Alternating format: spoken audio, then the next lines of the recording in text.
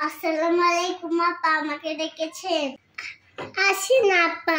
আপা আমি দেখেছি। বলেন কেন ডেকেছেন? আপা এই মাস থেকে টাকা দিই এবারে বাড়াই দিবেন। কি বলেন আপা?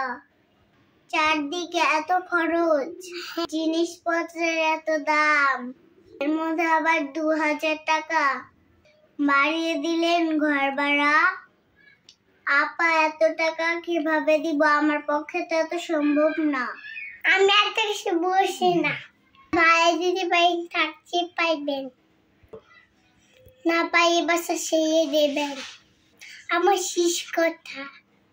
এখন আমি কি করব? এত টাকা কিভাবে দিব? এত বছর ধরে এই বাসায় ছিলাম, এভাবে চলে যেতে হবে কখনো ভাবতে পারিনি।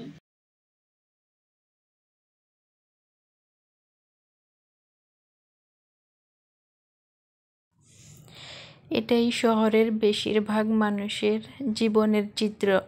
আসলে এক জায়গায় মানুষ বহু বছর থাকতে থাকতে সে জায়গার মায়ায় পড়ে যায় এবং আপন ভাবতে শুরু করে। কিন্তু কোনো না কোনো সময় পরিস্থিতি তাদেরকে ঠিকই বুঝিয়ে দেয় যেটা আসলে তাদের নিজের নয়।